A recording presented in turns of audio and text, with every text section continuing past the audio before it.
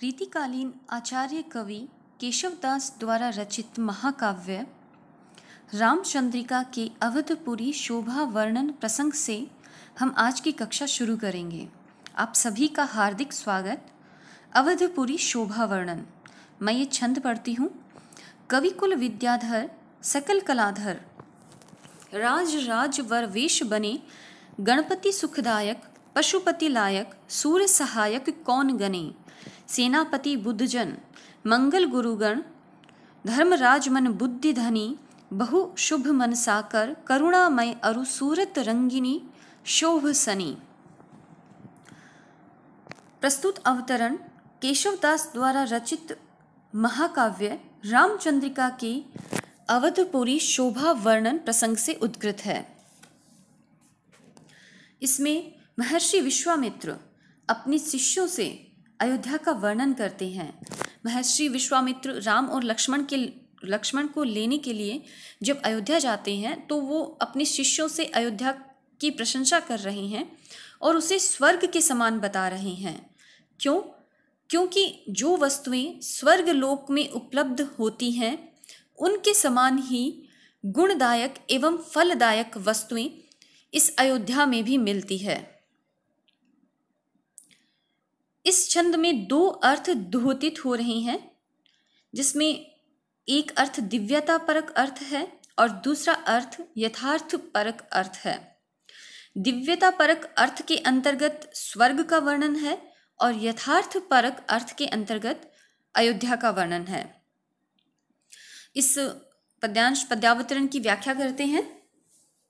कविकुल विद्याधर सकल कलाधर, राज राज वर वेश बने।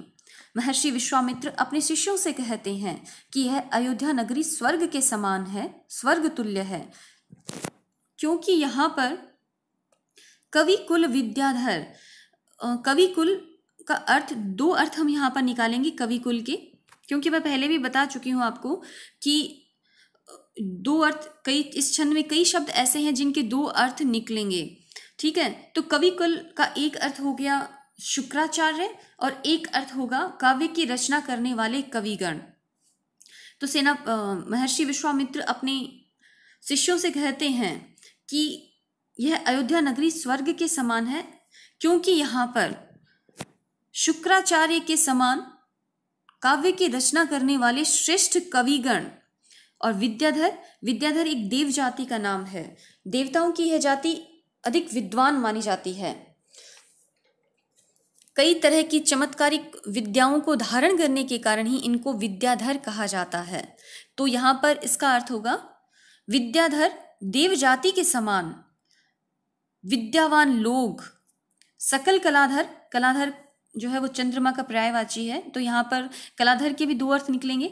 एक हो गया चंद्रमा और एक हो गया 64 समस्त कलाओं के ज्ञाता। ठीक है, तो यहाँ पर चंद्रमा के समान अनेक कलाओं को जानने वाले, अनेक 64 कलाओं में विशारद ज्ञाता पंडित और राज वर वेश बने एवं राज राजेश्वर इंद्र के समान श्रेष्ठ क्षत्रिय व सुंदर वेश में वैभव संपन्न राजा दशरथ सुशोभित हो रहे हैं, निवास कर रहे हैं। महर्षि विश्वामित्र अपने शिष्यों से अयोध्या की प्रशंसा करते हुए कहते हैं कि यह अयोध्या नगरी स्वर्ग के समान है, क्योंकि यहाँ पर शुक्राचार्य के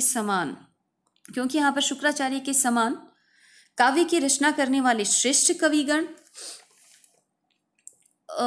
विद्याधर देवताओं की जाति अधिक विद्वान मानी जाती है, तो विद्याधर देव जाति के समान विद्यावान लोग, सकल कलाधर चंद्रमा के समान अनेक कलाओं को 64 कलाओं को जानने वाले 64 कलाओं के विशारद ज्ञाता पंडित एवं राज राजेश्वर इंद्र के समान श्रेष्ठ क्षत्रिय एवं वैभव संपन्न राजा दशरथ सुशोभित होते हैं, निवास करते हैं। कहाँ? अयोध्या में।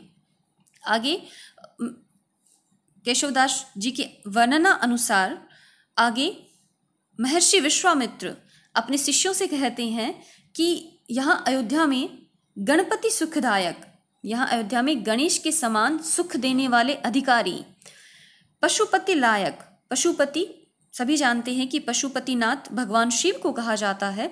तो यहाँ पर हो जाएगा पशुपति का एक अर्थ हो जाएगा शिव और एक अर्थ हो जाएगा पशुओं के पालक, पशुओं से प्रेम करने वाले। भगवान शिव को भी जो है वो पशुपतिनाथ किस लिए कहा जाता है? क्योंकि भगवान शिव इंसानों के साथ ही सभी पशुओं और वनस्पतियों के भी स्वामी माने जाते हैं। मनुष्य के समान पशुओं के प्रति भी शिव के हृदय में अगाध वात्सल्य था। इसी कारण इनका एक अन्य नाम पशुपतिनाथ भी है। यद्यपि इस संबंध में अनेक किंवदंतियां प्रचलित है, परंतु यहाँ पर पशुपति का अर्थ हम यही निकालेंगे। तो पशुपति के दो अर्थ यहाँ पर निकलेंगे, एक तो हो गया भगवान शिव और एक हो गया भगवान शिव के समान पशुओं से प्रेम करने वाले, पशु संपदा के मालिक, गोपालक, अश्वपालक, हस्ती पालक आदि निवास करते हैं। कहाँ? अयोध्या में। यहाँ अयोध्या में सूर्य सहायक कौन गणे? यहाँ अयोध्या में सूर्य के समान, सूर्य के भी दो अर्थ यहाँ पर मैं निकालूंगी, एक हो जाएगा सूर्य और एक हो जाएगा श्रेष्ठ वीर, शूरवीर। तो यहाँ अयोध्या नगरी में सूर्य के समान सहायक के रूप में शूरवीर, अनगिनत शूरवीर विद्यमान है। कौन गणे मतलब इतनी गिनती भी नहीं है, इतने शूरवीर विद्यमान है। सूर्य के समान श्रेष्ठ वीर यहाँ अयोध्या में विद्यमान है। गणेश के समान सुख देने वाले अधिकारी, पशुपति शिव के समान पशुओं से प्रेम करने वाले, पशु संपदा के मालिक, गोपालक, हस्ती पालक, अश्वपालक और सूर्य के समान सहायक के रूप में अगणित शूरवीर यहाँ अयोध्या में निवास करते हैं, यहाँ अयोध्या में रहते हैं। सेनापति बुद्धजन, सेनापति के भी दो अर्थ हैं, एक हो गया सेनापति कार्तिकेय के समान शक्ति संपन्न सेना के अध्यक्ष जो होते हैं वो। तो सेनापति के भी दो अर्थ हो गया, एक तो हो गया कार्तिकेय और एक हो गया सेना का जो पति मतलब सेना का अध्यक्ष, सेनाध्यक्ष। तो यहाँ अयोध्या में सेनापति कार्तिकेय के समान शक्ति से संपन्न सेनाध्यक्ष, चंद्रमा के पुत्र बुद्ध के समान बुद्धिमान प्रजाजन, बुद्धजन बुद्धिमान प्रजामन, चंद्रमा का पुत्र बुद्ध के समान बुद्धिमान प्रजाजन, मंगल, मंगल मतलब मंगल ग्रह के समान मांगलिक पाठ करने वाले ब्राह्मण और गुरु बृहस्पति के समान, गुरु है ना, गुरु बृहस्पति के समान ज्ञानी वशिष्ठ जैसे गुरुजन और धर्मराज यमराज के समान धर्म से युक्त मन एवं बुद्धि के धनी लोग निवास करते हैं। यहाँ अयोध्या में सेनापति कार्तिकेय के समान शक्ति संपन्न सेनाध्यक्ष, बुद्ध ग्रह के समान बुद्धिमान प्रजाजन, भगवान बुद्ध के समान बुद्धिमान प्रजाजन, मंगल के समान मांगलिक पाठ करने वाले ब्राह्मण, गुरु बृहस्पति के समान ज्ञानी वशिष्ठ जैसे गुरुजन और धर्मराज यमराज के समान धर्म से युक्त मन एवं बुद्धि के स्वामी, मन एवं बुद्धि के धनी लोग निवास करते हैं। इतना ही नहीं, आगे प्रशंसा करते हुए महर्षि विश्वामित्र कह रहे हैं, बहुशुभ मनसाकर, बहुशुभ मनसाकर अत्यधिक शुभकारी। यहाँ के राजा अत्यंत शुभकारी, बहु अत्यंत और शुभ का मतलब हो गया शुभकारी, मनसाकर का मतलब हो गया मनोवांछित फलदाता, मनोवांछित फलदाता कल्प वृक्ष है ना। मनोवांछित फल तो कल्प वृक्ष ही देता है, ये कामधेनु देते हैं। दोनों कहाँ उपलब्ध हैं? स्वर्ग में। लेकिन यहाँ पर क्या उपलब्ध है? यहाँ के राजा अत्यंत शुभकारी, बहुशुभ अत्यंत शुभकारी, मनसाकर मनोवांछित फलदाता, कल्प वृक्ष के समान सबकी इच्छाएं पूरी करने वाला है और करुणामय और करुणामय भगवान विष्णु के समान ही दयावान है। यानी कि कल्प वृक्ष, स्वर्ग में कल्प वृक्ष सबकी इच्छाएं पूरी करता है, तो यहाँ अयोध्या में जो राजा दशरथ हैं वो कल्प वृक्ष के समान ही अपने समस्त प्रजाजनों की इच्छाओं को पूरी करते हैं। आगे है अरुसूरत रंगिनी, अरुसूरत रंगिनी शोभ सनी। और इतना ही नहीं, इस अयोध्या नगरी में सुर तरंगिनी, सुर तरंगिनी दो अर्थ निकलेंगे सूरत रंगिनी के, एक निकलेगा देव तरंगिनी, सुर तरंगिनी देव नदी, देव नदी गंगा, गंगा के समान दिव्य एवं पवित्र सरयू नदी प्रवाहित होती है। इस सूरत रंगिनी, एक तो हो गया सुर तरंगिनी यानी सुर देव तरंगिनी देवों की नदी, देव तरंगिनी गंगा, और दूसरा हो गया सरयू नदी। तो इस अयोध्या नगरी में देव नदी गंगा के समान ही दिव्य एवं पवित्र सरयू नदी प्रवाहित होती है। इस प्रकार इन सभी विशेषताओं से मंडित होने के कारण अयोध्या किसके समान है? स्वर्ग के समान है, क्योंकि स्वर्ग में उपलब्ध वस्तुओं से गुण साम्य एवं फल साम्य रखने वाली वस्तुएं यहाँ अयोध्या में भी उपस्थित है या अयोध्या में भी मिलती है। इस प्रकार स्वर्ग की समस्त विशेषताओं से मंडित इस अयोध्या की शोभा अनुपम है। एक बार फिर से संक्षिप्त रूप में मैं इसका व्याख्या दोबारा कर देती हूँ, अर्थ दोबारा कर देती हूँ। कविकुल विद्याधर महर्षि विश्वामित्र अपने शिष्यों से कहते हैं कि यह अयोध्या नगरी स्वर्ग के समान है, स्वर्ग के तुल्य है, क्योंकि यहाँ पर कविकुल का मतलब हो गया शुक्राचार्य के समान काव्य की रचना करने वाले श्रेष्ठ कविगण, देवजाति विद्याधर के समान, देवजाति विद्याधर देवजाति के समान विद्यावान लोग, सकल कलाधर चंद्रमा के समान अनेक कलाओं को 64 कलाओं के ज्ञाता पंडित और राजराजेश्वर इंद्र के समान श्रेष्ठ क्षत्रिय वैभव संपन्न राजा दशरथ सुशोभित होते हैं, निवास करते हैं। यहाँ अयोध्या में गणेश के समान सुख देने वाले अधिकारी, पशुपति शिव के समान पशुओं से प्रेम करने वाले पशुपालक, सूर सहायक कौन गणे और सूर्य के समान सहायक के रूप में अनगिनत शूरवीर विद्यमान है।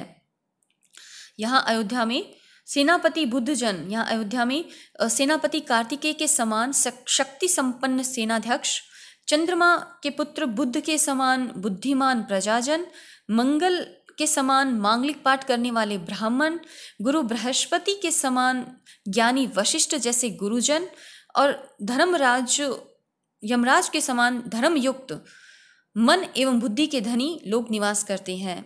यहाँ के जो राजा हैं वो अत्यंत शुभदायक, अत्यंत शुभकारी, मनोवांछित फलदाता, कल्प वृक्ष के समान ही सभी की इच्छाओं को पूरी करने वाला और करुणामय भगवान विष्णु के समान दयावान है। अरु का मतलब और करुणामय भगवान विष्णु के समान दयावान है। इतना ही नहीं, यहाँ पर सुर तरंगिनी शोभ सनी इस अयोध्या नगरी में देव नदी गंगा के समान दिव्य एवं पवित्र सरयू नदी प्रवाहित होती है। इस प्रकार इन सभी विशेषताओं से मंडित होने के कारण अयोध्या स्वर्ग के ही समान है, मानो धरती पर ही स्वर्ग अयोध्या के रूप में स्वर्ग जो है वो विद्यमान हो।